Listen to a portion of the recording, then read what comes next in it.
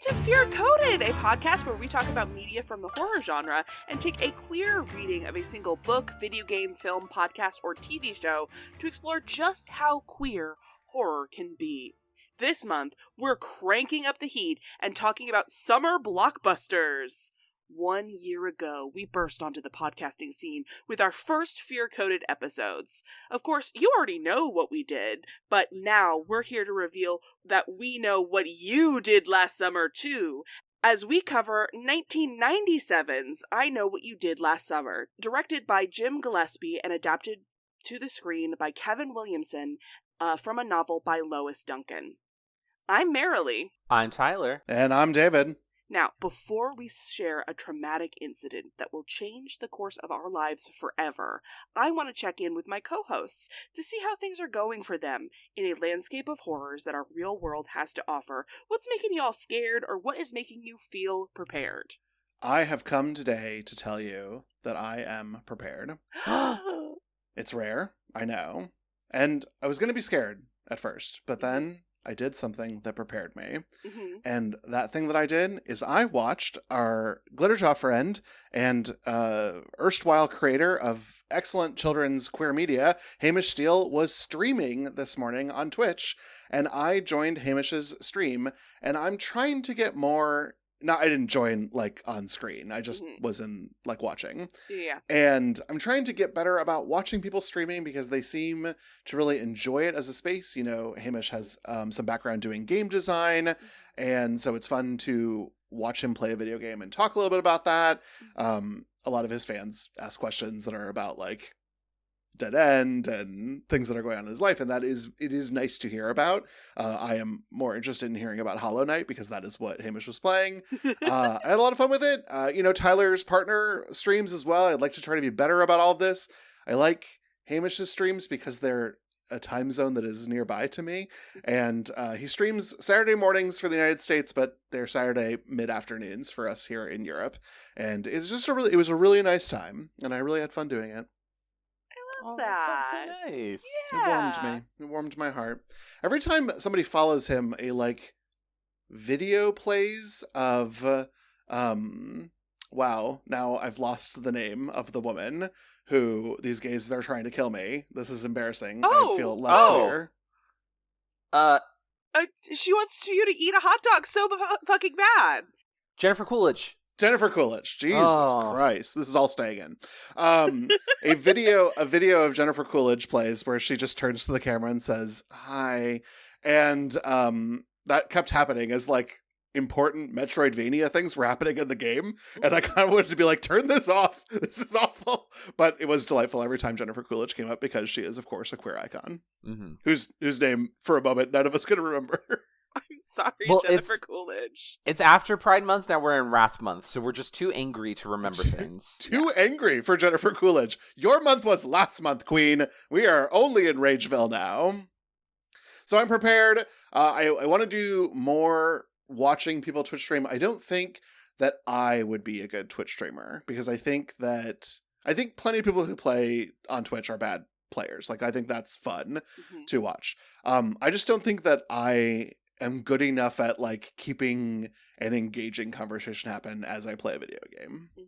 It's very difficult because I tried streaming for a short while, twice even, and it's a completely different skill set. You got to be entertaining, you have to be good at the game, or at least entertaining with the game. You have to be watching chat, you have to be moderating chat if you don't have mods, which a lot of people don't because they're small-time creators. There's just so much going on, and it's I don't know how these people do it because it's very, very impressive.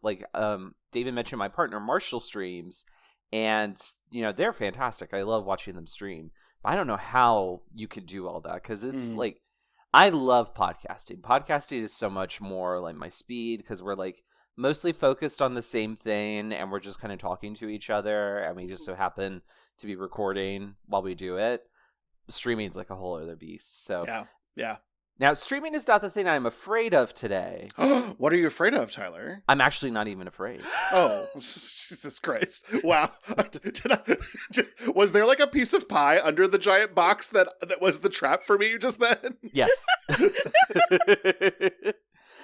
it's just it just happens to be how the words go from my brain to my mouth. No, perfect. Today I am feeling prepared because I have finally gotten into a video game that I have had on my to-play list for the longest time, and it is Disco Elysium. Let's go. Let's go. I tried to play it briefly one time before, and it didn't really click with me. And that's okay, because it's a very overwhelming game if you don't know what you're getting into. That is true.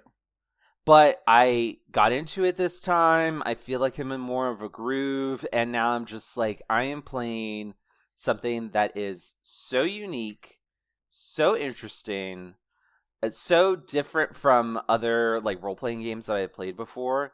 It is truly fantastic. I'm having the time of my life. It feels like this is a game that was built for me. Yes. Yeah. I see this being a very resonant game with you. Yeah. Our friends Katie and Doug covered this on Novel Gaming, and this was a big miss for Doug. I'm a little surprised by that.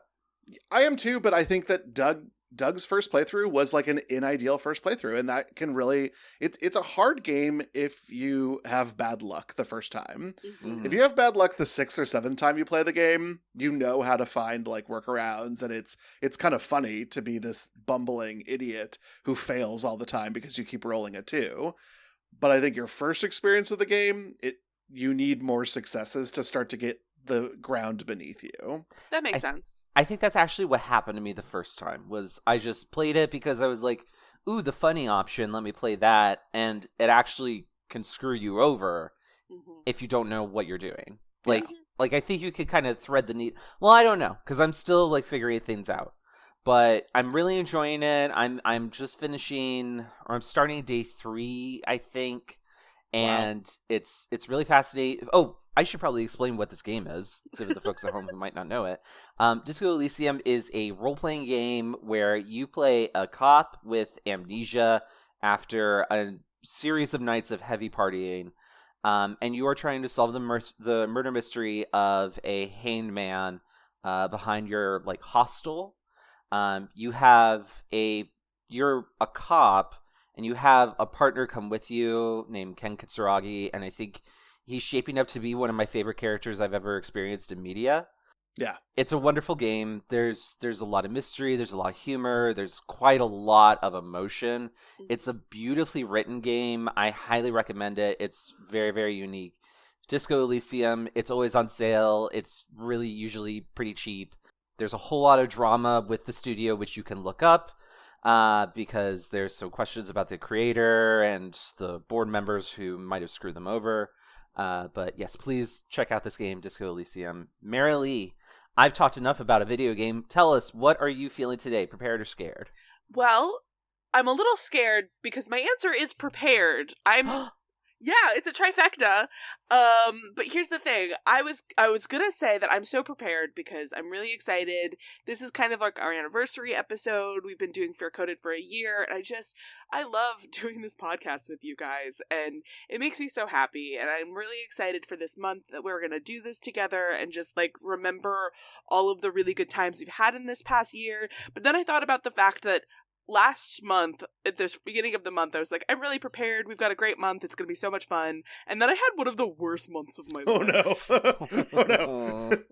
So you need to be scared at the beginning of the month, or else, I guess. Or else. Yeah, no, but I'm a little scared of how prepared I am. And that's a weird mind bender. Just last month was really rough for me. And, but God, I love this podcast. I love doing it with you guys. This has been one of the most creatively fulfilling things I've ever done in my entire life. I can't wait to keep doing this with you. And I just have been thinking about it. It's been a year. It's been so much fun. It has been a year, which is why we decided that this summer we would celebrate being on for a year by talking about summer blockbusters, things that were huge in the summer, except for this film, which was not released in the summer, and I have substantial thoughts about that, because today we are talking about the 1997 film, I Know What You Did Last Summer. It is loosely based, it is loosely based on a young adult novel of the same name by Lois Duncan. I Know What You Did Last Summer was written by Kevin Williamson, who wrote the original Scream, which we talked about on this show last October with Derek B. Gale, my co-host on Gimmicks. He was our very first guest. I know. Oh, wow. How about that? Oh my god, you're right. Anyway, this film is about a group of teenage friends celebrating their futures as they are finally leaving high school behind, as well as their small fishing town. However, things go awry when the teens hit a man in the road and hide his not-so-dead body. 1 year later, the teens start receiving threats as their crimes from last summer come to light. I Know What You Did Last Summer got mixed reviews on its release, but it was popular with audiences. Along with Scream, it helped revitalize the decaying slasher genre. Like Scream, Summer also started its own franchise, a legacy sequel featuring a mostly new cast, but with some original returning characters, is coming out later this summer, which I personally am psyched for. So what's everyone's experience with I Know What You Did Last Summer? I never saw it before now. Me Really? neither. This is my first time. Neither of you? Yeah. Nope. I'm honestly kind of shocked, like you, Marilee. Like, this feels like a movie I should have definitely seen at some point. Mm-hmm. But I don't know, it just like, it's kind of like this and Final Destination are the two horror movies that it feels like almost everyone has seen, but for some reason I haven't. Mm-hmm. So now at least I've got this movie off the list, so now I just need to watch all the Final Destinations and be terrified of everything forever. They're all on HBO, so have fun, happy trails. It's a really great rewatch. Marilee, what about you? What is your experience with I Know What You Did Last Summer? I genuinely love this movie. I know that this might be controversial later because I've seen some of your guys' notes. But I think that this is so much fun. It's this is a movie that I definitely saw the parody of first. So by the time I did get around to watching it in high school, I already knew what all of the plot beats were gonna be. Maybe this was college. I don't remember exactly when I watched this, but again, I already knew what the movie was by the time I watched it. But even still, I thought it was just like a perfect vibes-based movie. This is a movie that I can just put on and do other stuff, and it fills me with the warm fuzzies. I genuinely love this film. I could totally understand putting this movie on a warm summer evening because it is all about July 4th, which is why it was released in October.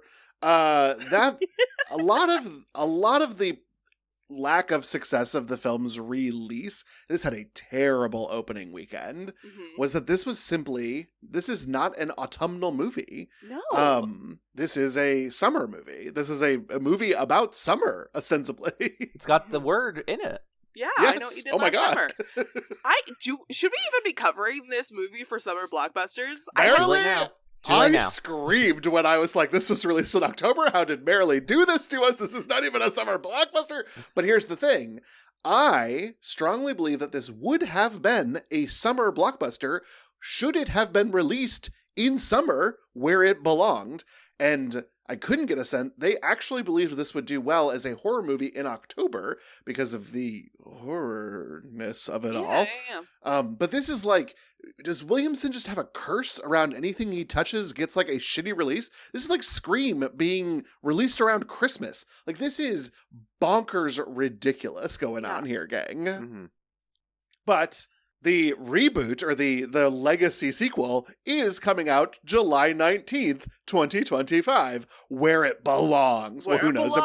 It might be. Gosh. What if it's about Thanksgiving? Like, fuck, I just will drive off a cliff. Truly. I know what you did last summer, but it's autumn right now. Yeah. What if they go to like a Black Friday sale and there's like Christmas stuff out, and then you get a note that says, I know what you did last summer still? Wait, but Tyler, you're actually cooking here. Is there a horror movie about Black Friday? Like, that would slap. That would slap. I'm pretty sure it might have come out in the last couple years. Yeah, no, it's the Eli Roth movie with Patrick Dempsey. It came out a couple years ago. It's like Oh, it's like a Thanksgiving horror movie, right? Yes, yeah. Yeah. The killer is like the pilgrim, and he's revenging people Well, who were that's involved. not a Thanksgiving. I horror want movie. someone to kill but someone. Like, it's very specifically. It's a very similar to this movie. It's a revenge thing because a bunch of people killed someone in a Black Friday crush incident, and then a year later, it's it's a whole ass thing. It's fine. That's better. That's a little bit better. So we've talked about Thanksgiving now, but let's dive into warmer times as we talk about the themes of I Know What You Did Last Summer. So Nice. Our first theme is the tale of the urban legend. We're no strangers to urban legends here on Fear Coded. After all, we talked about them and their evolution last Halloween. But urban legends remain one of our few remaining pieces of authentic folklore to survive into the modern age. In the first act of the film, we're introduced to the story of the Hook-Handed Man, a popular urban legend whose sketchy details are discussed by our teens around the campfire. A man with a hook ends up becoming the main villain of our story, turning the plot of the film into its own urban legend. So, tell me what you all think about like how the urban legend works in this movie. I love it. I like the campfire scene a lot, and I think we're going to talk about that when we get there in the beat by beat. But I actually am not familiar with this as a piece of urban legend, so I thought that it was completely invented by the film. You never heard of the Hook-Handed Man? No, Never? where would I hear about such a thing, Marilee? I don't know. You existed like, before the internet. Like that's pop one of the culture. stories. Yeah. Like the story of like the teens are at makeout point and then they hear like They a go through several sound. variations. Yeah, like that whole bit that they have around the campfire is like so real because that's why it's my favorite. We'll talk about it later. But like that's real. Like that feeling of like I don't know the legend or I know this legend or you don't have it right. You know, all of that stuff feels so real to me, and I feel like that is part of what makes the movie like really fun in like a haunted house sort of way. Mm-hmm. Like things just kind of like blend between reality and fantasy because they become part of the urban legend. And I think that's fun. And I think the popularity of this movie kind of helps extend that idea. Like this is something that we talk about. We make jokes about I Know What You Did Last Summer all the time. We're very familiar with the title of the movie, I think more than the plot, generally speaking. It's a little thin on plot. Yeah, it's a little thin on plot. It's vibes. It's a vibes movie. To me, I kind of like the idea that like we're kind of doing the same thing that they do around the campfire when we're on our podcast, because aren't we also talking about like horror stories and discussing them and picking them apart and talking about the origins? And you know, I think that is kind of fun, and I think that's a neat way to kind of connect what we do here on Fear Coded to the movie, because at the end of the day, we're also just around the campfire. I love that. That's lovely. Personally, I think that it's so fun and smart and clever the way that the hook connects to the actual practical fishing done in the town as well as the urban legend, which again I cannot get over that David hasn't heard of this before. I think that is honestly like really smart of them to do that. I think that's a nice kind of like synergy of making like the story kind of like it all just goes together really well. So I think that was really smart, and I think that's really fun. It's also kind of interesting because we don't normally see this kind of setting so much anymore. I think like even in the 90s, the idea of like a quaint little fishing village that's kind of separate from big city life was becoming more and more like rare. And I think that's fun. I think that's part of what makes it so fun is that it's like it's in a small nowhere town. And so it could be anywhere USA, basically. Yeah, I mean, this is kind of like Lumberton in Blue Velvet in that way. Like, I mean, I would say that this is just East Coast Willsboro. Like, yeah, like I mean that too. My man doesn't have too many speeds on him as a writer. I'm just being honest with you. Williamson is like a small town, like where I grew up. And so we're on the East Coast version of it. It's North Carolina, but it's also, this is actually supposed to be Massachusetts. Is that what this is? North Carolina. Is it? Oh, it actually is North Carolina? Oh, we're like leaning the fuck in to... No, wait, I thought this was Maine the whole time. No, the license plates are all First in Flight, North Carolina. There you go, First in Flight. They They took off a plane there. That's what you're known for. I genuinely, and from the bottom of my heart, thought this was in Maine the whole last time. Because it's fishing shit. Like, it feels like it. Anyway, we simply must move on to our next theme. Tyler, they fish anywhere there's water. That's incredible. Be like, Maine owns the slickers. If rain slickers are going to be anywhere, it's going to be. That's fair. Anyway, that's fair. I think it's just because my personal familiarity with Maine, because I did spend some summers there when I was a kid, so that makes sense that I would think that. But genuinely, I'm shook. She's shook. So get us another You're going to have to Tyler. be like our Dairy Maine correspondent, since you're the only one here, I think, who's connected to Maine at all. I got you. Yeah, one when day Stephen King comes, you're our expert. Anyway. Yes. Our theme is nothing stays buried. So none of our teens want to embrace the truth. Their relationships wither and fade with each other, and their dreams are crushed, really, by the experience that they all shared that fateful summer. Still, all the pain is for nothing, as the truth still eventually comes back to get them.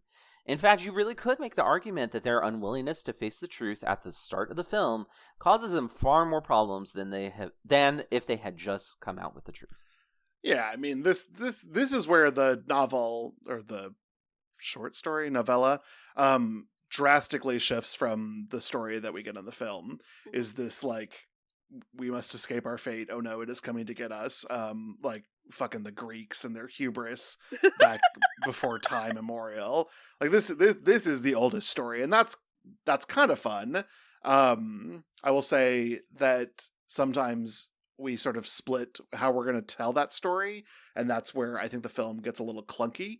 But I like the idea of this. I like that a lot of this is driven around hiding a secret. I think that's going to be important for our follow-up conversations. Although I wish that was a little bit more front and center in the film too. Yeah, I get that. Yeah, I feel like it could have been. This movie has a lot of elements to it that I think could have been better or refined or uplifted a little bit. But when I was doing my research on the movie, I know Kevin Williamson wanted this to be more of like a straightforward throwback to 70s and 80s slasher films. And so we're not going to get as much complexity as we probably would have wanted in something like Scream. Like, Scream is really, like, deep and complex, and we talked about all that. This movie is like the vapid sister of it. Like, there's not too much depth happening in here. But I think this is one of the things that is, because it's kind of like David, like you just said, it's like one of our oldest stories. It's kind of like a universal narrative. And so, like, there's some resonance to the experience that these teens have because we are familiar with it, because we've been raised in a culture that shares these stories, and we've heard these stories about, like, you can't hide the truth because the truth will out, since, like, we were children, because that's also just a moralistic lesson. And so I think that this is kind of like a neat example of a slasher film that sort of shows, like, a moral to the story. Like, it's not like teens shouldn't have sex, but instead it's more like you need to be honest and upfront. Even if this movie is not like an Aesop fable or anything like that, instead it's just, but that's kind of like the lesson that I take away from it. And I think we kind of all agree with that too. Well, okay. Well, it's good to have some themes under our belt, but let's talk about the conditions that we evaluate for every media that we talk about here on the podcast. And the first of those is to ask whether or not this counts as an entry in the horror genre. While watching this, were you scared? Do you think this belongs as horror? I think this is going to be another one of those segments that's pretty short because we're all like, yeah, of course it is, and then moves on. Yeah, I mean, I will particularly say that there are some very good horror moments in this. And then there are some, like, big strikes across the plate on this one. And it really comes down to who's on the screen. And while I find the main cast of this to be exceptional, none of their murders are very good. But the murder of everyone else is fantastic. And it is high slasher, exceptional horror. And that was particularly interesting for me watching it for this, is that, like, when Ryan Felipe gets his, I didn't even care. I was like, fine, kill him. But when, like, everyone else is getting... When Johnny Galecki gets murdered, that is terrifying. Mm-hmm. That is a terrifying sequence. And so I think that, like, this is definitely a horror. I think the iconography of the Hook, and so maybe this, like, not only did I not have the Hookman urban legend in my growing up, but because this was around in popular culture, I don't actually feel alone in that. I think that if you were born in 1995 or later, you know the Hook from I Know What You Did Last Summer. This is like part of the cultural zeitgeist. Mm-hmm. This film has been around for 30 years. Like, this is the thing. This is the Hook. Mm-hmm. Mm-hmm. David is doing a Hook representation with his finger right now.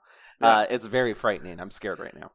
But like, I was giggling of terror. Yeah. Anytime the camera is on the Hook, it is also a horror movie. That's what I will also say. Yes. Mm-hmm. Is like we do a really good job shooting the Hook. And I've got to say, like, I think I talked about this on the Scream episode, that I liked the iconography of the knife from Scream. I think that the knife was well filmed too, and I think a horror movie that uses a standard weapon, mm-hmm. Not like Chucky. Like Chucky just picks anything up and batter up. This one, we need to spend the time with that. We do it, and it's almost always effective, and I loved that. Yeah, very much so. I highly agree. Yeah, and like, I think even to that point too, like, the rain slicker also is kind of part of the whole Hook, in the same way that the Ghostface costume is part of the knife in Scream. Agreed. I don't know about y'all, but I find the film gets way more boring once we find out who's under the slicker. I think the mystery of this character whose face we can't see but is dressed in, like, if you are familiar with the urban legend, the iconic view of what this person is with the Hook, the hook-handed man. And I think that works really well because, of course, it's also kind of like the whole thing with Jaws and Alfred Hitchcock, where your mind creates something much more frightening. But I think it just kind of works in terms of, like, digging down into the lizard part of our brain that says, like, this is a frightening thing. I don't understand it. I can't identify it. Therefore, I am scared of it. Yeah. And I think that's used very well in the midpoint of the movie. And we'll talk about that when we get there. Mm-hmm. Absolutely. But listen, horror alone does not a fear-coded property make. So we gotta ask. Do you think this movie was queer? Okay, I think keeping a secret is queer. Mm-hmm. Mm-hmm. And that is ostensibly what this movie is about, but it is not actually about that much at all. No, and I also see where you're going, David, because, like, keeping that secret ruins their lives. Yeah. Like, that is another thing too. Like, if you, like, that's the queer experience. Like, if they would just come out, they would have been happy. Yeah, if they had just come out, they would have been happy. Probably jail, maybe not, because we find out who it was that they hit. But like, yeah, I think this movie has queer resonance to it. I think no one in it is queer. Okay. I'm going to argue with you very hard in a second, but... Okay, good. I want that. But I feel like the themes in this film are queer. Now, Marilee, tell me why I'm wrong. Okay, listen, Helen Shivers, I know what you are. You don't know yet, but I do. And you are a lesbian, baby girl.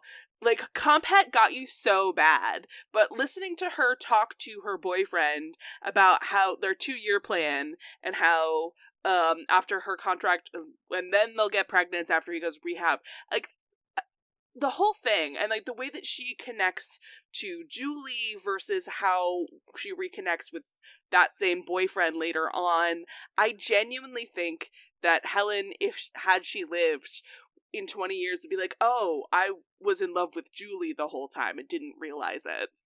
And I crossed paths with Anne Hesh. Like, what more does a lesbian need? True. Exactly, yeah. Anyway.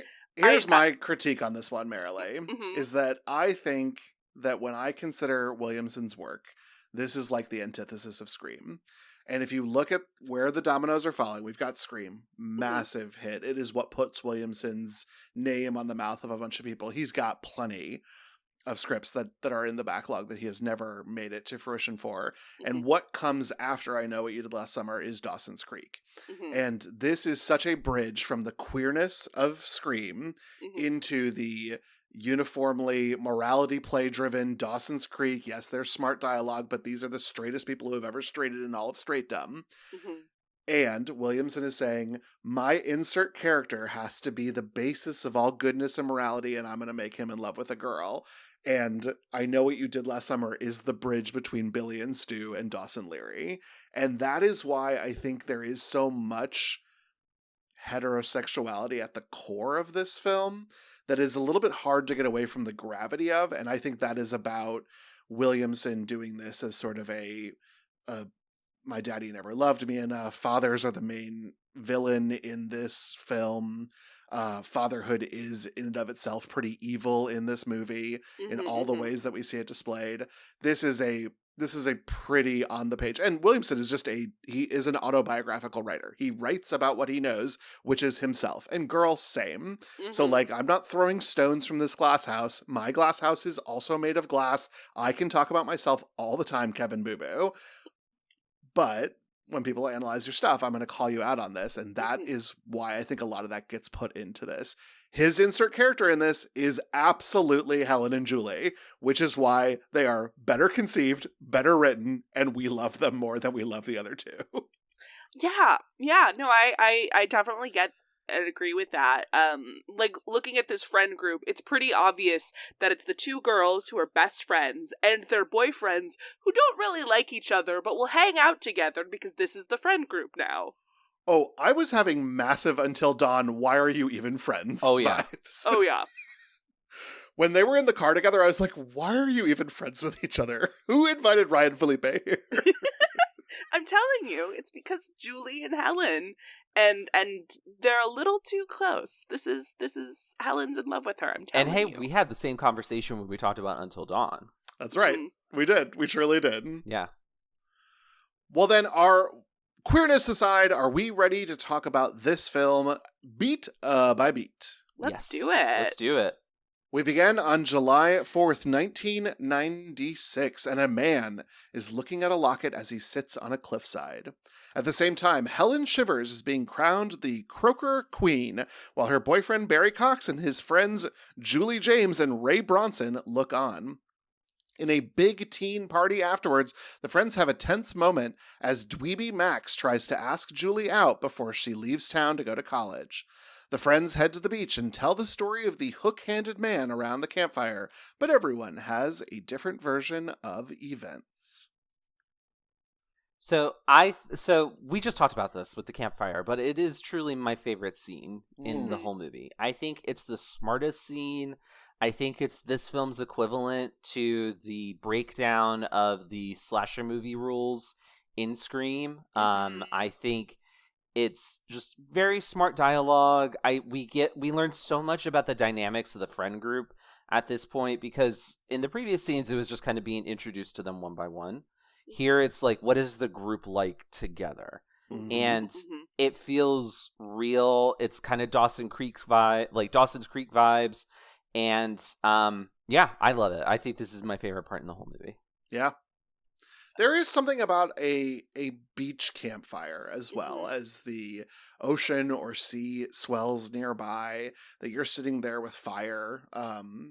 Just the nature of all those things next to each other is such a space to do a lot of ground setting, and I think it's really smartly done. And that'll probably be the last time that I say something nice about the direction of this film, because this scene is very, very well directed. The script is excellent here as well. I mean, anytime the teens are just being teens, the script is perfect. And I love this. I love how they all have different versions of events. I love how no one's being mean about it, though. It is very yes and in the group. You get a lot of their characterization that is shown, not told to you.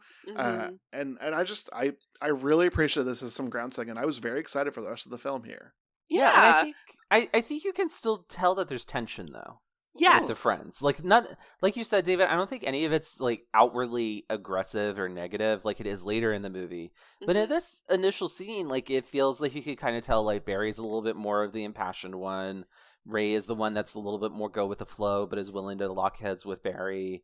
Right. Julie is the one who's like, I know the correct answer. And then Helen is there kind of providing the flavor, the seasoning, the one that's like a little bit of the go-between everybody. Yeah. Yeah. That was really well put. My two thoughts about this whole sequence of scene is, number one, God, they cast this movie so well. Especially the main core teens are excellent, and the chemistry that they have together is really phenomenal. And then my other thought was, and this is a thing, I've seen this movie a lot of times, and I just think that the writing here is so smart with the way that they're planting the seeds early that Ray is going to be like the big red herring for who the guy who's killing everybody is. And just his impassioned be like, no, this is real. I think that Ray is one of the best red herrings that slasher movies have to offer. And this is where it starts, and it's great. Yeah, this is a remarkably small cast as well. There are 8 main roles for us to really talk through. There's a couple other folks who have like a line. Don't worry about it. Like Julie's mom. Who cares? Get out of here. But yeah, Monkfish isn't in season. What are we doing? What are we even doing? But right here at the beginning, being introduced to Max and Missy, it's such good foils to some of our other characters, and Johnny Galecki, you are at your strongest. Roseanne just ended, my man. Like this is his break into filmdom before he gets attached to Chuck Lorre till the end of his days and lives off Big Bang money. But like, this is a fantastic actor. We have seen him in comedic spaces. This is his chance to sort of be known. And I think he does a great job at Max for what the character is. Yeah, he does a really good job. Though the sister is Elsa, not Missy. Elsa, sorry. Missy is later. Missy is Anne Hesh. My apologies, Anne Hesh. Please don't come get me with your witchcraft. But yes, that's right. Elsa is the sister. Much like another property, Frozen. Yeah, I that's why I remembered it, because Elsa gets iced. And Frozen has its own seasonal issues that cause lots of problems. Truly. And things are not in the right place. It's cold when it's summertime. Big summer blowout. You got it, Tyler. You got it. Big summer blowout. Woo! Anyway, Helen and a drunken Barry fool around while Julie and Ray have a quiet moment together that eventually leads to them having sex. As the teens head back to town, Barry crawls out of the sunroof with a bottle of liquor, which he ends up dropping at Ray's feet. Ray, their driver, gets distracted and hits the man that we saw earlier in the film. The teens panic. So we think. The teens panic, trying to decide what to do, and eventually decide to hide the body. As they leave, Max shows up, but doesn't get too suspicious about what they were all doing on a cliff. The teens arrive at a pier and are about to roll the man into the ocean when he suddenly awakens and grabs Helen's crown. Barry is able to get the crown away from him, but they're all far more shaken now. Barry demands that they all agree never to talk about this night again, and even threatens Julie by putting his hands on her neck. At the end, they all agree to remain silent and drive away, leaving behind the man's locket.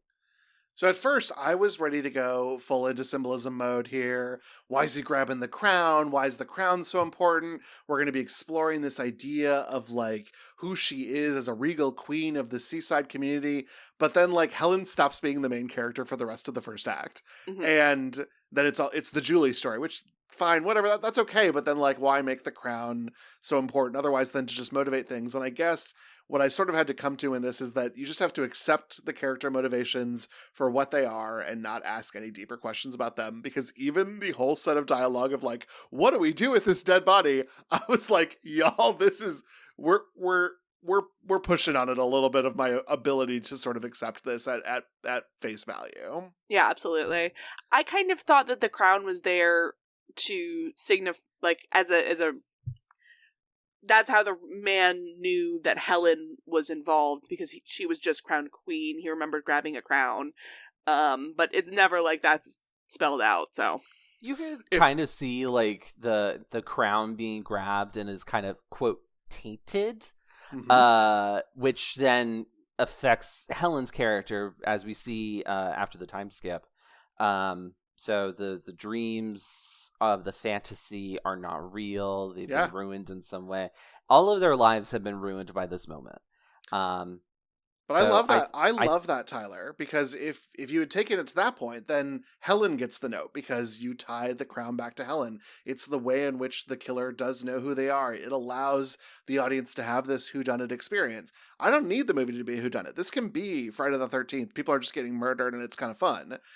But it can also be Scream, in which I'm spending the whole movie trying to figure out who done it. And this is where, like, we just can't figure out what we're choosing to put on. Yeah, Julie is not really a Sydney, I'm afraid to say. Just because Sydney has so much going on with her character, there's a lot of complications. There's a lot of conflict going on with her versus the town versus the killer versus her dad, blah, blah, blah. Julie is more like man versus the past, almost, and it's not really like working so well. David, I think it's actually really a good idea to call out that Helen kind of feels like she's meant to be our main character, and Julie is sort of like a Velma type, I guess you would say. Sure. Because she's very smart. She's also a brunette. And that's got its own stereotypes, commingling with that. But then I can't believe you called out the Scooby-Doo of it all when Sarah Michelle Gellar and Freddie Prinze Jr. are right there.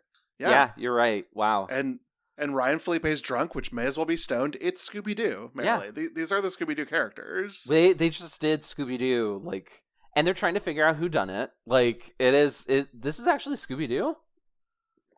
This is actually Scooby-Doo? Ray is the dog, I guess? Ray Yeah. is Ray is No, not Ray. I mean, Barry's the dog, I guess? Barry is our Shaggy. Barry's Shaggy because he's drunk, not high. And Julie is Velma. Helen is Daphne. And then Ray is Fred, which works really well. Yeah. All right. Yeah. And don't get me wrong, I do like the whodunit. But it's Jennifer Love Hewitt auditioning for Ghost Whisper. She belongs in a procedural. Mm-hmm. Some of the Julie scenes later are anchors for this film, and I don't mean that in a good way. Like an anchor keeps your ship from going where it doesn't need to go. They stop the plot from moving forward by revealing more of the plot to then move forward. It's just a whole thing. Yeah. Anyway, so the conceit, whatever. But if you just buy in, then it's fine. But it is a lot of medicine to swallow here at the top. Yeah. I definitely think this. I think everything that happens in these scenes is fascinating, in terms of whodunit mystery sort of vibes. It kind of feels like a Columbo or Poker Face episode in that we're seeing the crime and now the plot is following how do they hide it or get away with it. But then once this crisis is over, I think the film kind of takes more of a disappointing turn summarily. That being said, dropping the liquor bottle and they're being distracted driving, the whole thing in the car was effectively shot. It was a horror movie. And I loved that whole sequence. Again, when we're in, I guess this is what it is that either when the film is letting them be teenagers or the film is in a confined space, this thing sings. And the car, and it's hard to shoot inside a car because a car, as many of us who have been in cars know, is a small space. And so we are doing some fascinating things in a vehicle here, and I loved that. Yeah.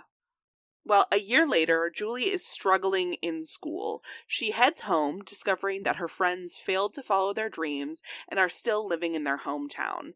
Everyone is struggling with the events of last summer. Julie receives a note that simply says, "I know what you did last summer." Julie meets with Helen, and they reach out to Barry, who assumes that the note came from Max because he saw them that night last summer. When they confront him, Max denies any knowledge of the events. Julie then finds Ray, who is working as a fisherman.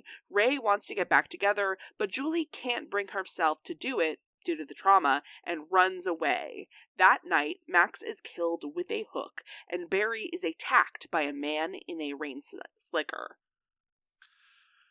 So it's these scenes with Julie that I really started to lose faith in Jim Gillespie as the director. I think this is where he starts to show his inability to take the script and direct it well, because Jennifer Love Hewitt has the chops. She can do it. But you can tell at the college scene in particular, he is just off screen shouting, "No, Sada, be Sada." And she looks like the picture of depression from my counseling books. But then she's home and she's in this like floppy hat and the sun's out and her mom's there and she's sort of sad but sort of not sad and she's sort of traumatized but sort of not traumatized.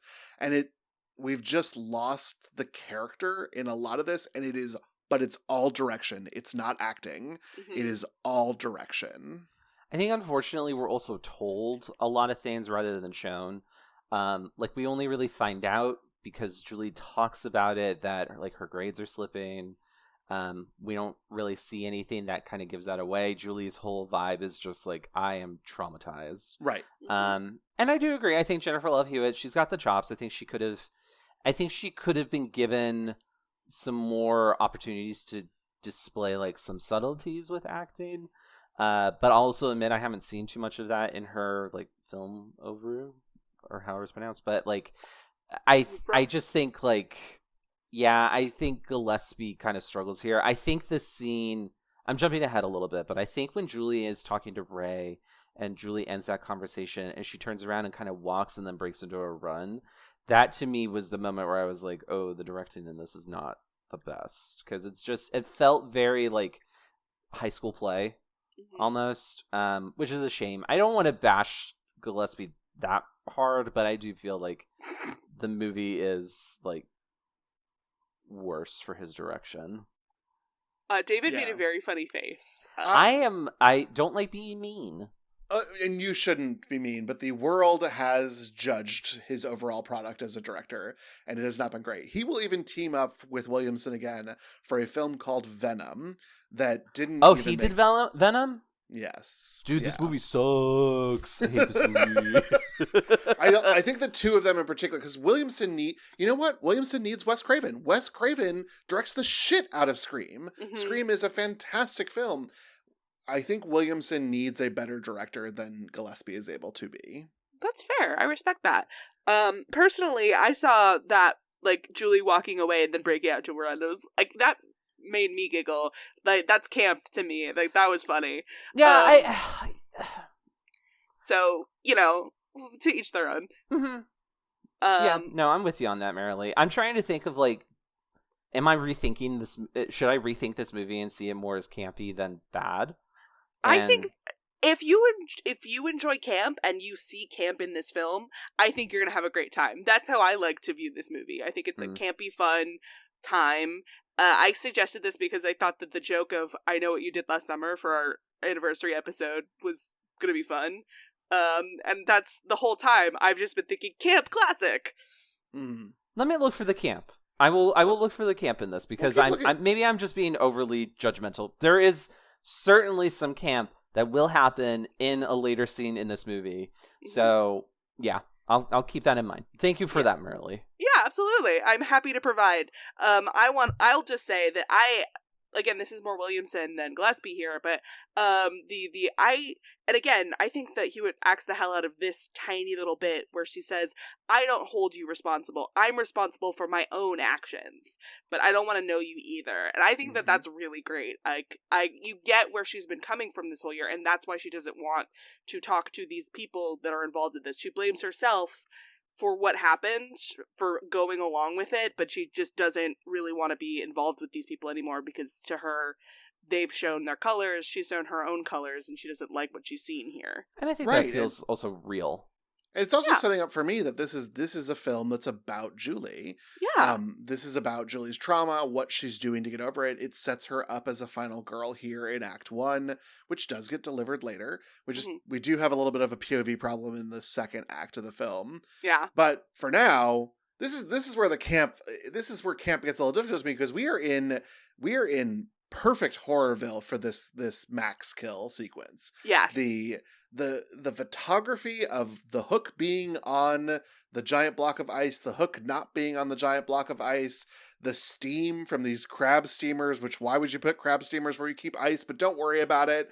And then the killer coming through the steam to uppercut the hook into Johnny Galecki, who should marry me.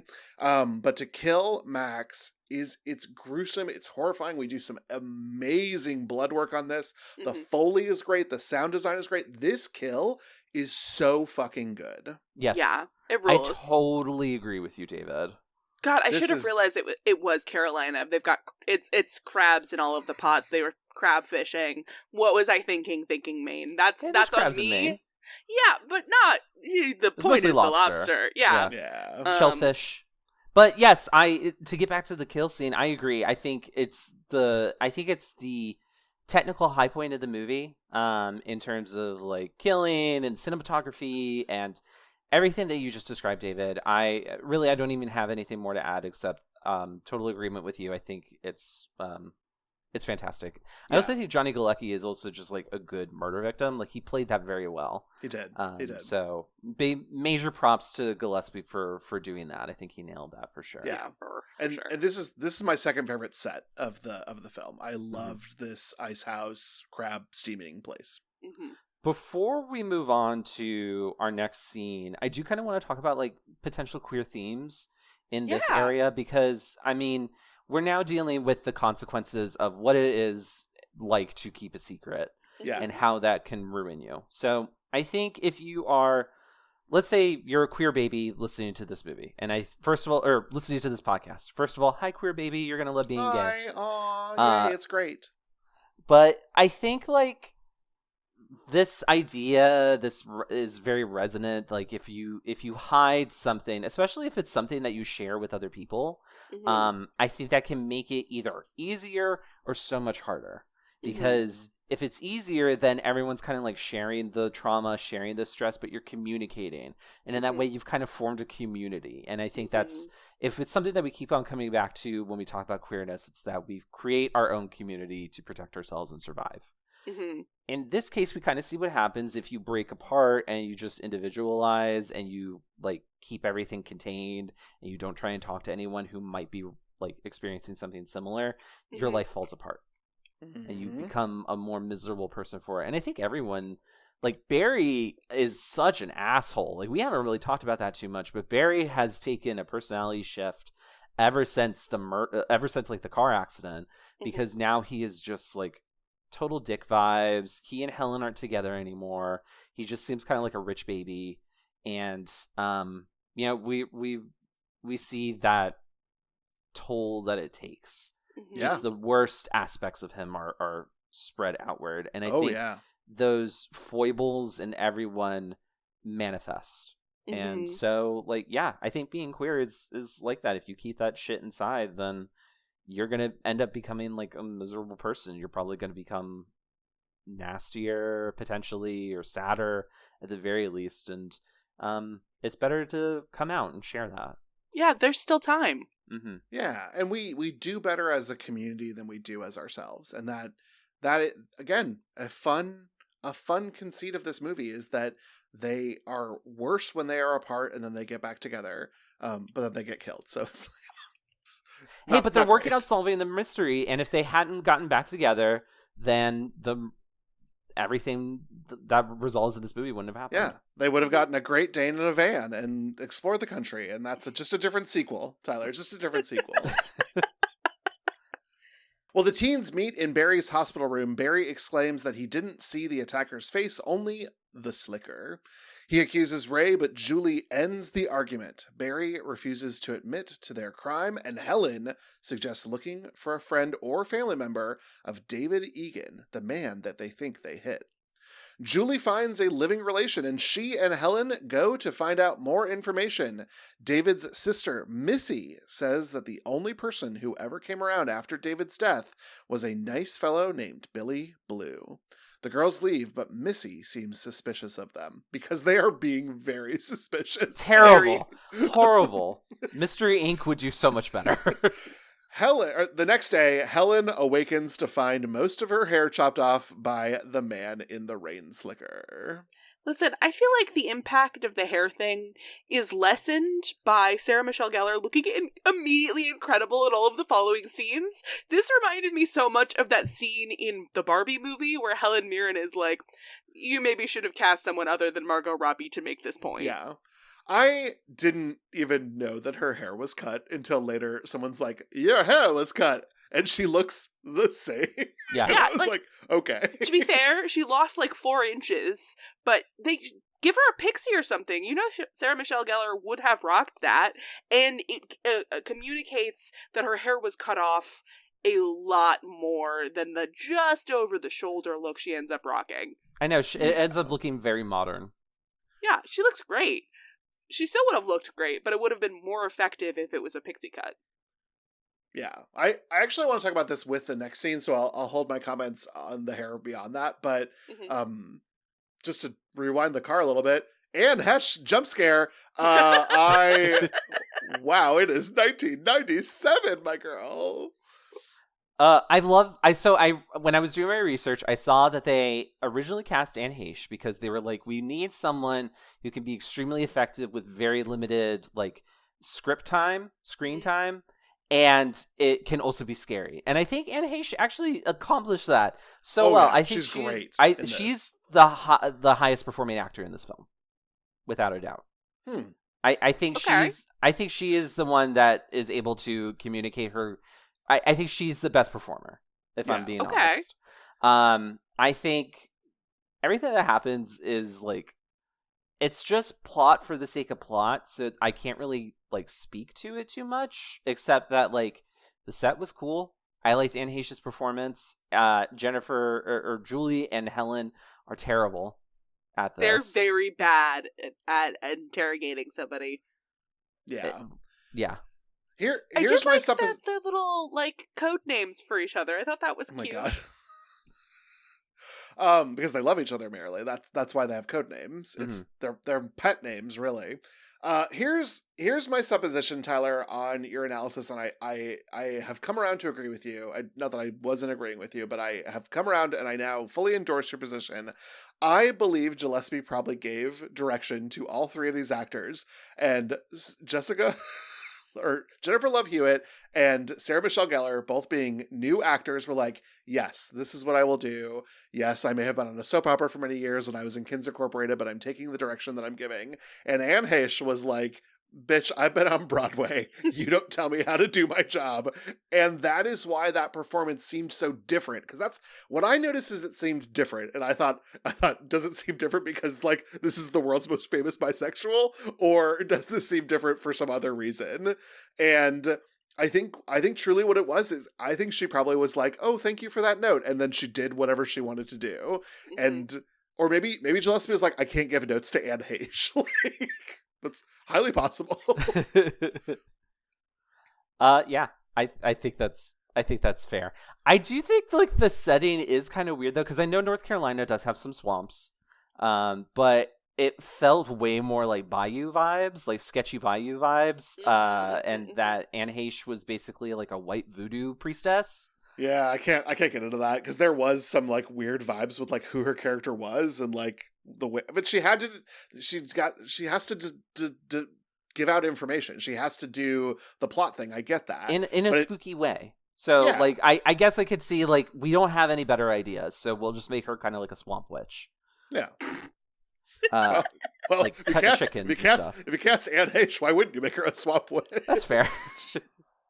Her running up to the window and screaming is the weirdest jump scare in this movie. So strange, so unnecessary, purely there just because they were like, we need a scary moment here. Which is also, I found out in my research, why they killed Max. Yeah. Well. Yeah, because, it doesn't make any sense for the actual killer to have killed him. I think that maybe the reason, if I'm trying to make sense of this murderer being like, maybe he was involved because he remembers that there were a number of teens but can't figure out which one it is, and they go and talk to him immediately after receiving the note, so maybe he's involved, maybe not. I was thinking, like, trying to justify it was like a no witnesses sort of thing. So he was able to track down this one teenager in a pickup truck that he couldn't see. No, I don't need any of this because the kill was so good. That's fair. Really good. We have to remember that this is meant to be kind of like a 70s, 80s dumb slasher fic. Yeah. And there's nothing wrong with that. Exactly. But then we've got all this whodunit here with Helen and Julie and Anne Heche, whose character was Missy. Like that's where we're like, we're hitting the brakes a little bit. So I liked the jump scare at the window, like you forgot your cigarettes. Incredible. Taxes are high. It's the late 90s. You need these cigarettes. Yeah. You can't just buy them for 5 cents anymore. They were so cool, too. It was pretty cool watching Sarah Michelle Gellar smoke. I'm not going to lie. I was like smoking a cigarette. I was like, oh, she's so hot. I'm sorry, but it's true. Cigarettes are so hot. Don't smoke them. Don't they are really smoke. hot. But she looked really good. You would look stupid vaping, but she looked incredible in that crop top with the cigarette. Just doing a lot of things really for did me. Look great. Everyone just get candy cigarettes and pretend it's the real thing. That's what I did as a kid. And that is what was programmed into me when I turned 18. I bought cigarettes. Oh, shit. Never mind. Just don't get invested in cigarettes. I gotta go. Should we move on? Oh, yeah. Yeah, let's move on. Okay. Julia's driving to Helen's, oh boy, this scene, when she hears weird noises from her trunk. She stops her car, opens the trunk, and finds Max's body covered in crabs. She runs over to Helen's house and brings both Helen and Barry to her car, but when Barry opens the trunk, he finds nothing inside. Julie thinks that the man in the rain slicker is toying with them and shouts, "What are you waiting for?" It's all very dramatic. The trio run into Ray, and Barry punches him, assuming that Ray is the killer. Ray says that he also got a letter, but he refuses to engage in the other team's mystery-solving gambit. Julie goes back to Missy with a high school yearbook to identify Billy Blue, while Barry and Helen go to the 4th of July parade, which Helen must attend. She must. She simply must. She simply must. There are cosmic rules. There are, as we learned in the previous scene, but we didn't talk about because it was nonsense. Yeah. She has to. It's the rule. I don't have a choice. Again, once I just swallowed that pill, it was the best tasting pill in my stomach. It was just the size of it that stopped me from being eager to do it. But once it was in there, I was like, this is great. She does have to attend, or reality will cease to exist. She doesn't have a choice, David. I also gotta say, the crab reveal was awesome. Great creature effects. Beautiful work on having some sort of crab crawl out of a recreated mouth of Johnny Galecki. Like, it looks so good. And then for it not to be there in the morning, or not the morning, for it not to be there when they opened up the trunk later, made me be like, oh shit, are we in like psychological horror now? Are both Helen and Julie starting to imagine things? Was the reason I couldn't tell that there was a hair issue because the hair thing didn't even happen, and she didn't punch a mirror with her hand and then have no scars related to that. This is all happening in their heads. They're sort of suffering from this. This is now entering psychological thriller. No. I was in an A24 movie that was like frankly much better. He's just really good at cleaning up crabs because he's a fisherman. And a dead body in the middle of broad daylight in the suburbs. Yeah, he lined the thing with plastic, so he just was able to whoop and get it on out of there. Yep. And then he just choppered on out of there. Just choppered on out of there. Great. Excellent. Well, there. This is story solved. I simply must wonder, because, all right, we got to talk about this. What are you waiting for? This whole thing. Camp! There is, first of all, it's camp, but it's because this was not directed by Jim Gillespie. No, it was not.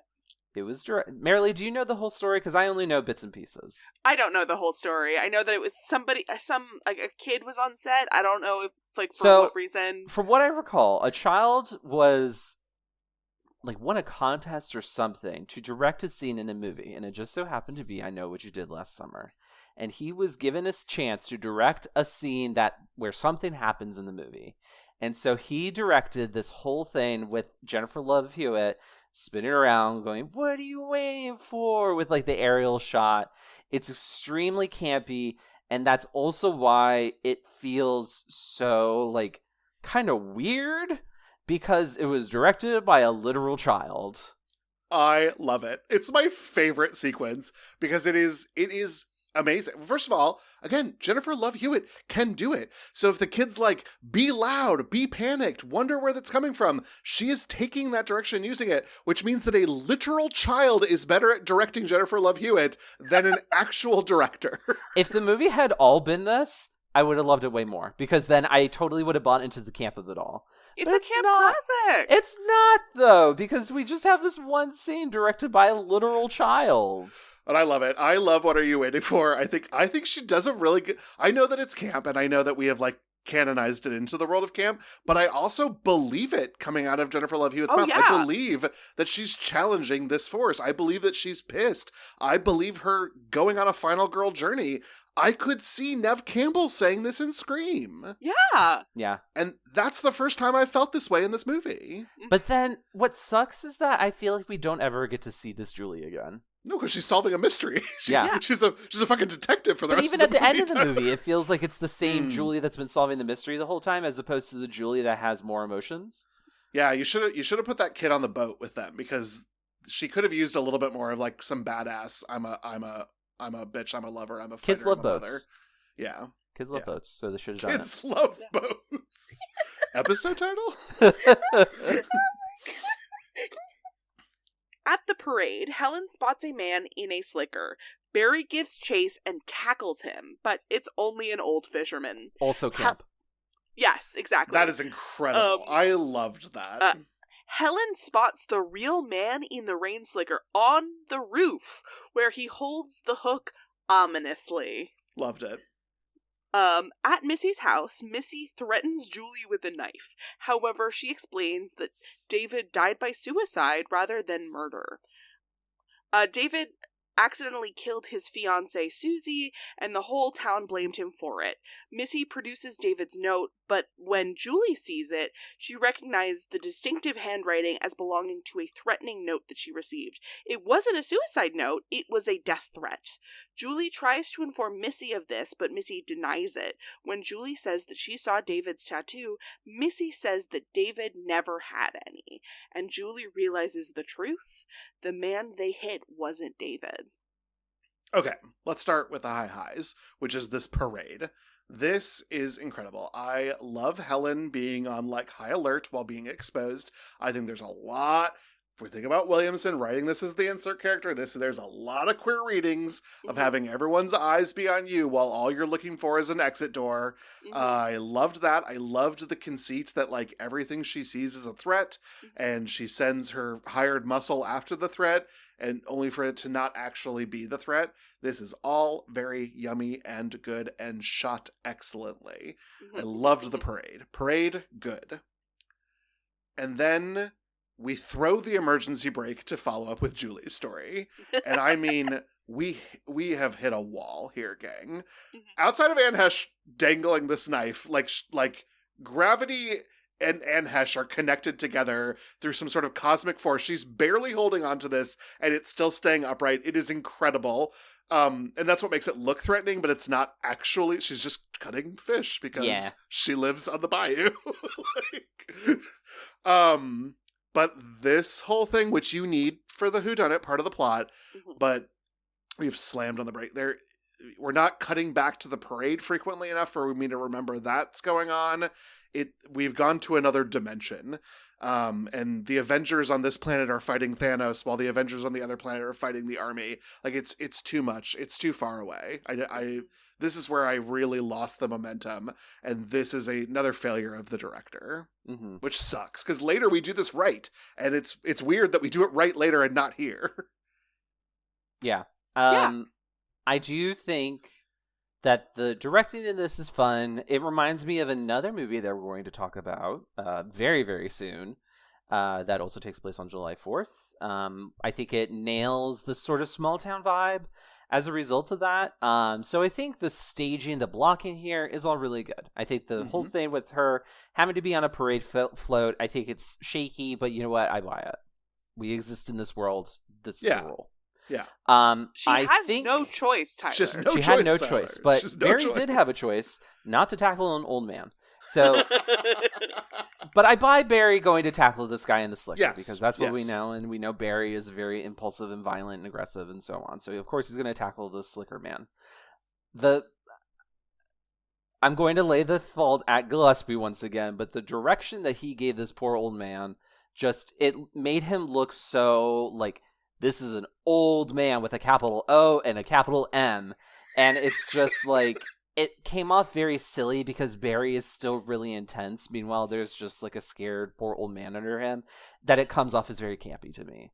Like that felt very stereotypical 90s, like Barry is like a tough guy, and that he feels like he comes out of a different movie as a result. So I thought this part was a bit silly. I thought it was kind of campy. I also think it's campy for a man in a rain slicker on a perfect clear day standing on the roof with the hook. I think that's campy, but in like a really fun, like, I love that it's here. I would be disappointed if it was removed sort of way, because it's just so quintessentially horror movie and so quintessentially urban legend, story of the man with the hook, that like it's like the sudden twist that he really was there the whole time. And I think that's fantastic and silly, and it's like it's a delightful campy sandwich. It's good. It's good shit.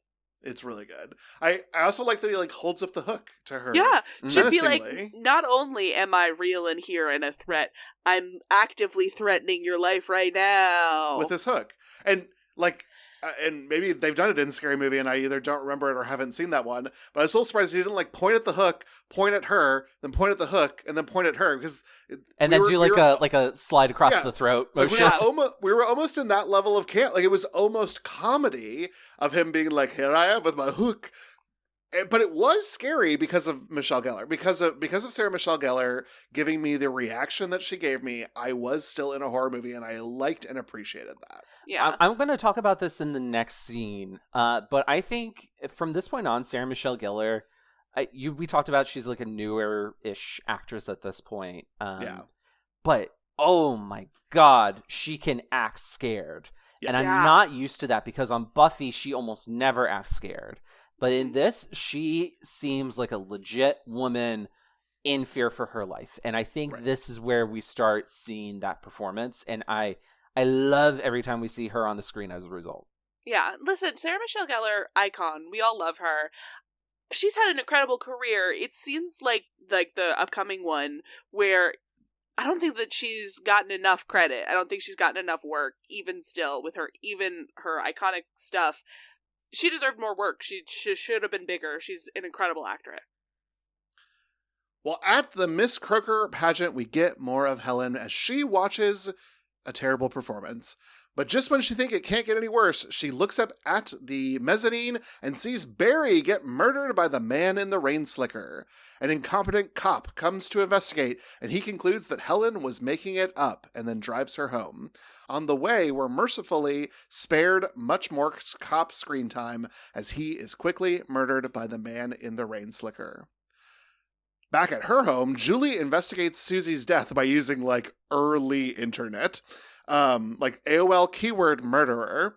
Julie discovers that Susie was survived by her father, Ben Willis, a local fisherman. And I'm surprised that she didn't just go to tattooregistry.com and be like, does he have a tattoo? Because that's the Googling we were doing here. Helen takes off to her family store, but the door is locked. She pounds on the door to be let in, but her sister Elsa apparently can only walk at one speed and takes her time, including turning around to get the keys, before letting Helen in. It is very tense and very good. While Helen goes to call the police, the man in the rain slicker sneaks in through the unlocked second entrance to the store and kills Elsa. Helen does a pretty valiant job trying to escape, but she is slain while the marching band in the street drowns out her cries. Okay, this whole sequence, I'm going to say, this is Sarah Michelle Gellar MVP sequence. Like, I'm a little bummed because we have sort of lost a cohesive point of view, but if you took this out, the movie would be worse. So you should keep it in. But this is the first time that I was like, why is Barry's death sequence just Ryan Philippe being like mid-sneeze a couple times on camera while like a hook is in the air? This is some like 50s 60s horror where like we're not allowed to show you things, and yet Sarah Michelle is down on the ground giving it everything and acting like an absolute queen, which she does also while the cop gets murdered, but the cop's murder is fucking awesome. Yeah. Hell yeah. I hated Barry's death. I wanted Barry to die. Like, I wanted him to get murdered and like for it to be cool. I wanted to see some guts. Come on. Yeah, I was already starting to become disenchanted by the movie around like the start of the second act, but this is where I actually started to get really mad at it because I was just like, I'm so sorry, Marilee. No, but it's like, okay. I'm with you, David. Like, I I'm watching a slasher movie. Why am I not watching the teenager get slashered?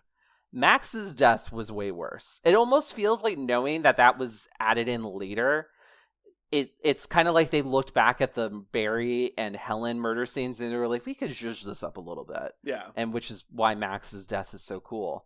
This felt like a 50s, 60s, like, we can't show it because of the Hays Code kind of murder. And that was a bummer. Like, yeah. It's not nearly as iconic as, like, Psycho or something like that, where, like, the quick cuts help make it more intense and chaotic. Instead, it's just kind of like, oh, let me see it. Let me see the knife go in. Like, all that stuff. Or just continue to focus more on Sarah Michelle, because she is crushing it. Like, she's such an incredible actress. Yeah, she's eating all of the walls, the scenery. She ate the film there with the there are good no kill crumbs on it. Oh, Yeah. actually, speaking of the scenery, just real quick, there's like kind of a neat camera moment that they have where they show like the backdrop, and then the backdrop becomes transparent, and then we can see an opaque view of Barry and Helen saying what we end up discovering are their goodbyes to one another, including Barry saying, "I will never let anything happen to you." I thought that was neat. I thought that was really cool that they did that. Mm-hmm. David disagrees with me, but I think that was just kind of like a neat camera moment in a movie where there's not too much interesting stuff going on. Yeah, I would say that too, except that I dated people in film programs, and this is like one of the things you learn when you're in a film program, and all I could be like is like, this is like the most student film ever thing to do. Oh my God. You would only do it if there was some purpose. Are they being transparent with each other? Is there some reason for it? No, there's not. It's just the muslin lit from a different direction. I was like, get out of here, Gillespie. I'm done with you. You could potentially say that they're being transparent with one another because it looks like this is the rekindling of their relationship. And Barry actually showing some sympathy and Helen showing some vulnerability. But that's me really trying to stretch it. So I will... Hook him, Tyler. Hook him. That's what I'm saying. I want to see him get hooked. Let me see the hooking. Does the hook go into him? We don't even know. We don't know. You know what we do know? Very definitively at the beginning of the movie, there is no Croaker Queen sitting on stage. I noticed that too, Marilyn. Then we have Helen just having to sit there as these other people are going to win, and they take her literal actual crown to give to somebody else. Do they only have in the budget one crown for the whole town? Insane. Okay. And I sort of hated it, except for that, like, we got to watch Sarah Michelle watch someone perform badly, and that was hilarious, and I loved it. Yeah. Like, that was a nice moment of humor. She's so good. And it kind of was like, it was going on for a little bit that I was like, are they actually going to do it? And then they have her say, like, a funny line, and I'm like... She's like, what the fuck? I gotta say, here, the interstitial with Julie, though, when we do cut, I made fun of the Googling, because it is just early internet prodigy, up on the screen, or it was like Internet Explorer, it's fine. But it works because we kept the music going, we kept the tension high from the theater, while the tension was rising in Julie's thing, and that's how you do this in a horror movie. So, like, we know how, we just didn't have access to this tool earlier. That's a bummer to see. Yeah. Mm-hmm. Then there's the Helen of it all. We gotta talk about this. This is we gotta talk about Helen. Yeah, let's talk about Helen. Oh, R.I.P. Helen. You tried so hard and you got so far, but in the end, it didn't even matter. It did not. She put her trust in Elsa, who can only walk very slowly and give a stink face. Elsa's death, also really good. I liked how scared she looked. I liked the blood streak onto the window of the door, the second door that she was trying to lock. I liked her scream. It was perfect. It was great. It was very horrifying. Mm-hmm. And then the way that her body is displayed later for Helen to find, it all works. Yeah. I found it to be like a very quintessential slasher scene. Agreed. Like, yeah. if you put this in the dictionary, this would be what you see. Yeah. Like this like and for Max, slasher like, scene. These are great. These are great slasher scenes. And I loved this chase with Helen. I thought the stakes were always high and well known. I loved Rain Slicker Man or Hook Man or whatever we're calling this guy. I loved how the Fisherman is what he's called. The Fisherman. I loved how slow and methodical he moved. That's very scary, because it feels inevitable. I really liked this. And then Helen dies in some tires off screen. That sucked. Yeah. I actually have issues with the start of this whole chase scene too, specifically with the whole Elsa walking over to the door thing. David, when you said that this was really well done, I actually disagreed because it felt very fake to me and just very, she's going to walk like that because she has to increase tension, and therefore it felt very artificial. So I did not care for that. But I think her death scene is good. I think Helen's is less good. I don't like that she died in tires. I do like that it does seem like she fought back. Yes. I think that was I think that was cool, and I don't think we see that enough. Yeah. I think also that Helen's death is supposed to be like shocking, especially because like how close she was to safety. I feel like the tires are there to kind of like muffle the sound of her screams and everything, and you're like supposed to be like heartbroken that she was so close to being rescued, but it actually gave me the same vibes that I have in Drew Barrymore's death in the original Scream, because it's kind of a similar situation where she seems like she's going to escape, she's going to get to safety, but then at the last minute, she is prevented from doing that, and no one can hear her, but instead of Drew Barrymore's like vocal cords being shot, it's that there is a big band playing. And so it's kind of cruel and tragic, and I feel like that is like a neat little dollop on top of what makes this like more effective, but not totally effective.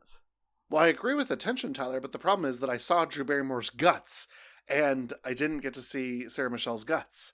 And I wanted, and what's funny is that, like, Sarah Michelle will leave this filming to go over and do Scream 2, where I will see her guts. So she has them. She has done prosthetics before for a smaller role. I'm just shocked that we didn't do it here. I think it's like I said earlier, like they were just aiming to do less blood, which I think is very questionable. They wanted a PG-13 rating so other people could, like, younger people could see it. But then it didn't work. They got an R rating. Well, they tried. They tried. Which is why you should always just go for an R if you're a horror movie anyway. Truly. Yeah. I liked the fireworks, but we also got a little Nostromo strobe here at the end, Tyler. I don't know if that was working for you as well, but I was like, oh my god, the alien's going to jump out of these tires, because it was just, the strobe effect was a little much during Helen's death, which I think was meant to increase my tension while I didn't get to see her killed, and instead, I think sort of took me out even more. No, that seemed like another trick. Like another directorial trick, which is just like, oh, if we add strobes in, then it's going to become more chaotic. Yeah. And it does, but not in the way that Gillespie probably wanted. Yeah, and I saw Now You See Me Too. I know that Daniel Atlas can't make rain go up. It's just strobe lights. Oh my god. Sorry, that's funny to no one but me, but I loved it. Well, Julie has arrived on the docks, where a large crowd has gathered for the 4th of July festivities. Julie goes to tell Ray her discovery, but is shocked to find that Ray is aboard his own boat, called the Billy Blue. Dun, dun, Fearing dun. that Ray is the real killer or his accomplice, she tries to escape, and she succeeds. Unfortunately, she falls into a trap set by Ben Willis, the true identity of the man in the rain slicker. Ben's boat is full of newspaper articles and pictures of the teens, as well as pictures of Susie. The boat leaves the dock, and Ben reveals his true motivation: revenge! Wow. Dun dun dun!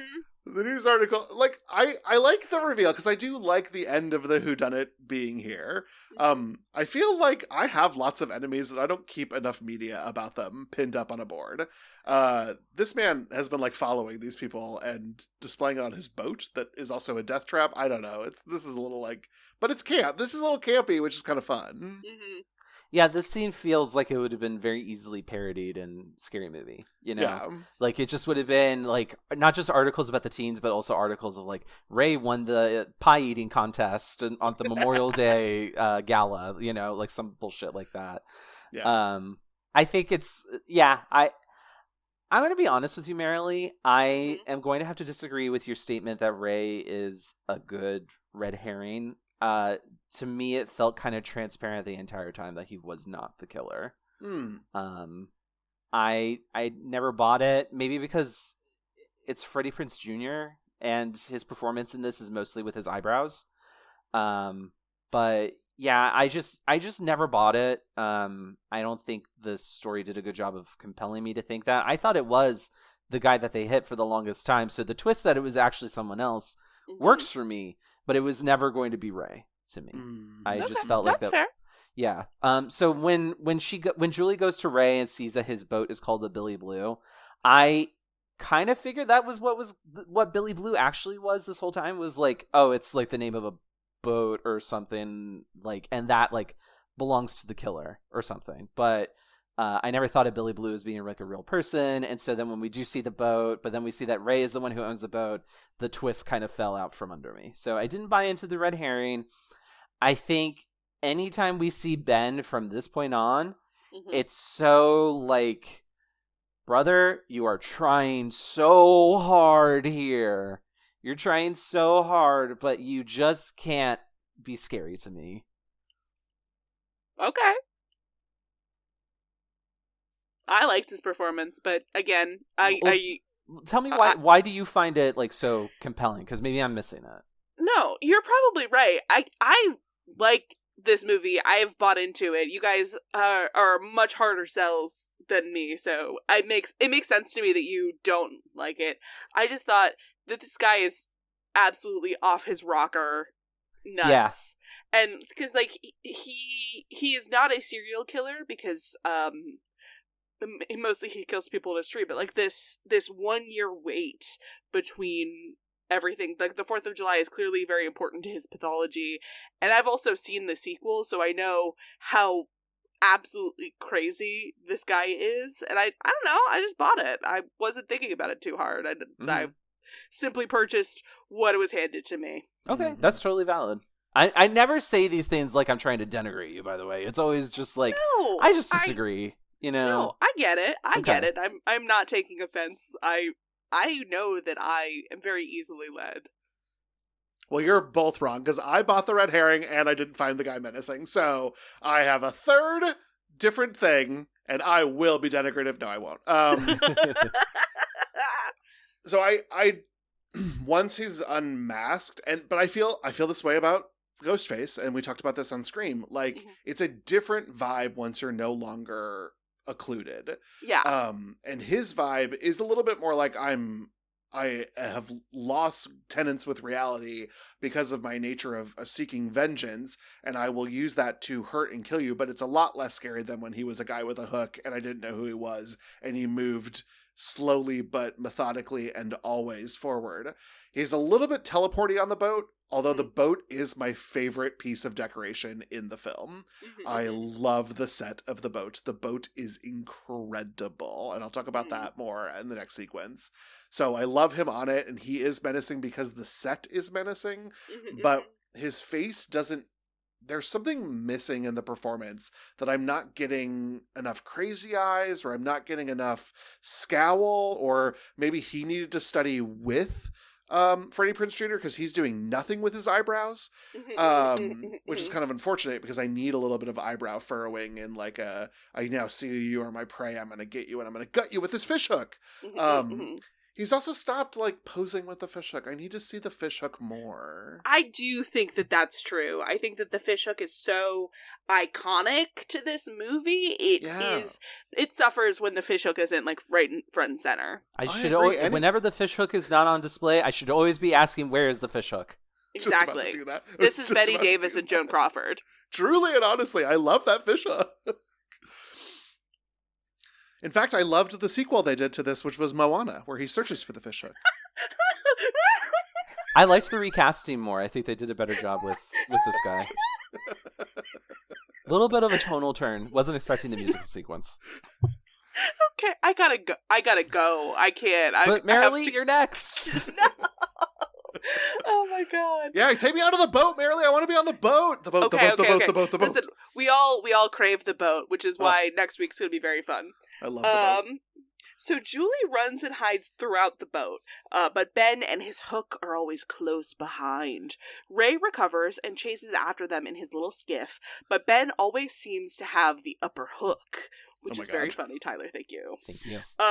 After knocking Ray overboard, Ben chases Julie further into the bowels of his boat, where she eventually discovers the frozen bodies of Helen and Barry in the icebox. Eventually, Ray climbs back aboard and Julie returns to the deck. Ray shoves a heavy piece of rigging at Ben, knocking him down. As Ray and Julie move to escape, Ben stands back up and knocks Ray over. Ben goes in for the final kill on Julie, and he drops an important lesson. If you leave a man for dead, make sure he's really dead. Unfortunately for Ben, he gets his hand caught in the rigging and gets pulled up into the air, loses his hook and hand, and then falls into the ocean, presumably to his death. Tragic loss of Hook. It was terrible. I hated that part. Oh, I know. His hook. I was so sad when the hook got hurt. Okay, here's Is my the love hook letter. okay? Is the hook okay? Did we check on it? Here's my love letter to the boat. I love the boat as a set piece. It is claustrophobic, in that like boats are, in that there are these segments to how vessels work in order to prevent massive flooding. It feels claustrophobic every time. I mean, it's not James Cameron, but it is really, really good for a set piece for this. It's also dynamic enough so that when we're moving locations, it feels different and is visually interesting for me during the climax of the action sequence of this. I love the boat. The boat did nothing wrong. Actually, David, since we're talking about the boat, I am reminded of something that I thought of when there's a scene where Julie goes to get a flare gun, and of course Ben is able to knock the flare gun out of her hand, because this movie takes a strangely artificial turn, even more so than earlier. But my point being, it actually reminded me of a movie called Dead Calm, which is an older movie from Australia back in the 80s with a young Nicole Kidman, a young Sam Neill, and I'm forgetting his name, from Titanic. He was the bad guy, Billy Zane. A young Billy Zane who is playing someone that is much crazier and scarier than Ben is in this movie. I'm sorry to say, but like that movie works really well because it does also feel very claustrophobic and dynamic, and there's always something going on. But it's also set only on like technically two boats in the middle of the Pacific Ocean. Great. This movie does something similar where we have like. It's a scary environment. It's really cool looking inside. There's a lot going on, and we're tracking Julie as she goes. I did have a little bit of a TARDIS moment where I was like, how big is this boat really? Because it did not look that big at the dock. So it feels a little bigger on the inside. But I think that the movie kind of goes really well into a scary sequence where we get to the icebox. But I think the icebox scene is executed not very well. And David, I know you have some opinions on the icebox scene. Yeah, and I don't know if it's a modern viewing maybe versus a contemporary viewing, but the ice looks terrible. Yes. Yeah. Which sucks because finding the dead bodies is so good, and Jennifer Love Hewitt gives such a great reactive performance to finding them. They look great, but the ice is so obviously plastic cubes, and it's hard to not see that. And I don't know if it was just a lighting issue, a budget issue. It honestly was harmed further, I must say, with Jennifer Love Hewitt's performance, because she doesn't act like she's on a bunch of ice cubes. Right. She's acting like she's on a bunch of plastic cubes. And I think she had like done like some like reactions or hisses, because like ice is cold. News alert. Yeah, it's very, very cold. And this much ice, it would be freezing and feel like your skin is on fire because of how cold it is. Yes. And we don't get any of that. And then I don't think we lingered enough time on Helen and Barry's bodies. They're very especially we only just see his face in there. And I thought that was a bummer. I think they could have still gotten away with it not looking too bloody if we had spent more time looking at Helen and Barry's bodies. But alas, no go. I will also say they needed an ice consultant, because earlier Johnny Galecki was just like leaning on a block of ice and had no like a block of ice. And that would have like taken a layer of flesh off. And so, yeah, they needed to like take a earth science class or something. Yeah, there was no mist coming off of the ice either, and I think that could help. It also would have made the plastic cubes look less plasticky. If there was some mist in there, like get a fog machine, baby. Get a fog machine. Budget for it. You could have put that for Party City. Yeah, girl, somebody has a fog machine on this staff. Like there's a production assistant owned one because he thought it would be cool for a Halloween party. He's just like, yeah, I got it in the back of my car. Yeah, seriously. My Toyota 4Runner. whatever it's called. I also just want to say real quick before we move on that the sound effect used by the doors in the boat is the same used for the doors in Croft Manor in the original Tomb Raider games. Incredible. Incredible. Listen, I love that. I love when a Foley is reused. Right? I love that. That's so fun.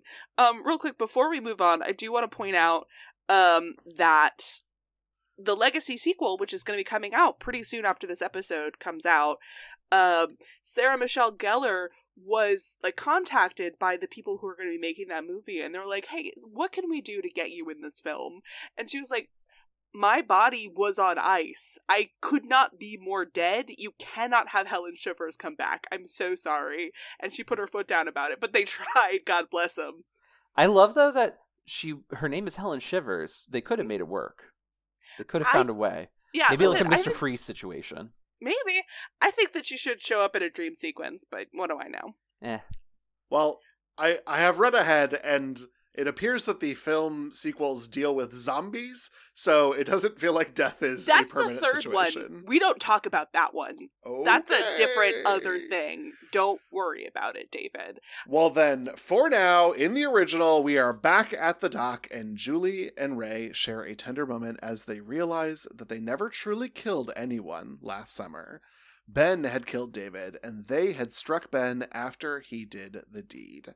Furthermore, Ray only visited Missy out of guilt, and at the end of the day, he loves Julie. They embrace as another incompetent cop shows up asking if there was ever a reason that someone would want them dead. They both deny knowing why. The netting from the ocean rises, revealing that it picked up the hook and Ben's hand. Yay, the hook's okay! Yay! Oh. A year later, Julie is on the phone with Ray talking about how they'll be meeting up soon. Julie goes to take a shower, but she's told by her roommate that there was a letter for her. Julie opens it, fearing another warning, but it's only an invitation to a frat party. Relieved, Julie returns to the showers and hauntingly sees a message has been inscribed on the foggy bathroom mirror. I still know. The man in the race slicker leaps through the mirror and the film ends.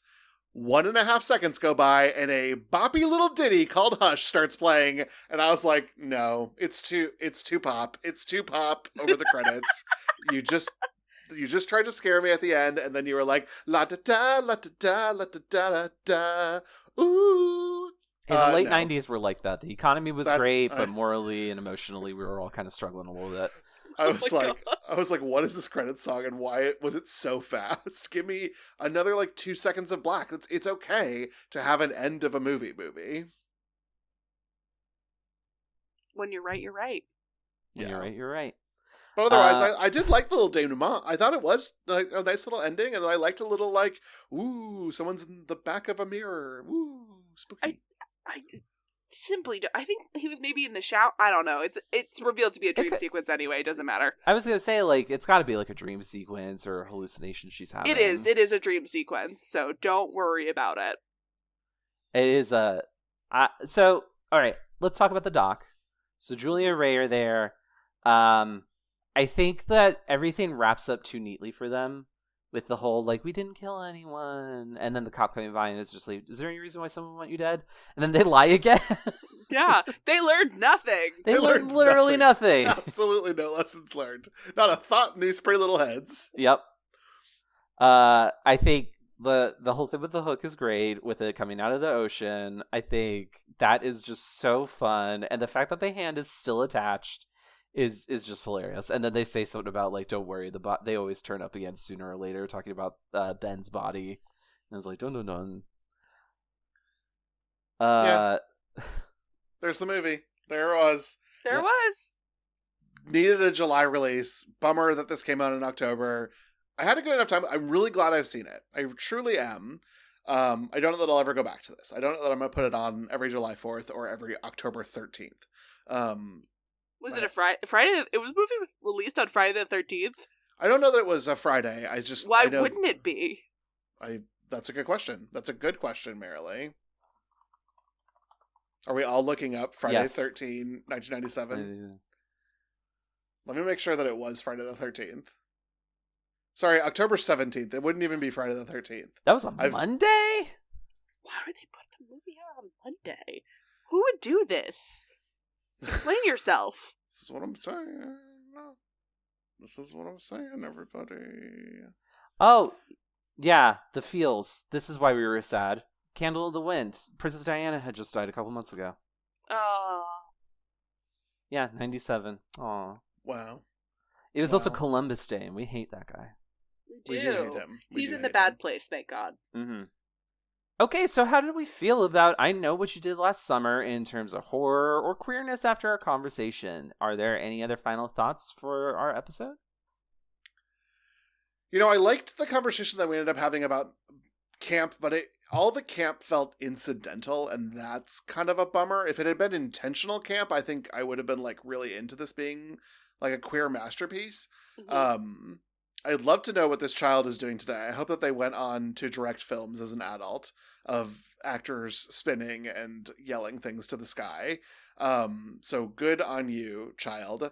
I had a lot of fun with the action in this, and I do love that this catapulted 4 amazing stars up into the world. I mean, Jennifer Love Hewitt and Sarah Michelle Gellar were already on their way, but this was a big vehicle for Freddie Prinze Jr. and Ryan Felipe. This was a really big deal for them. And so I'm glad that they got recognized and continue to get cast by a lot of things after this. Including the seminal classic Scooby-Doo. Yeah. Of course. This is where Sarah Michelle Gellar and Freddie Prinze Jr. met, and then they fell in love on Scooby-Doo, and they're still happily married. Good for them. Aw, I didn't know that.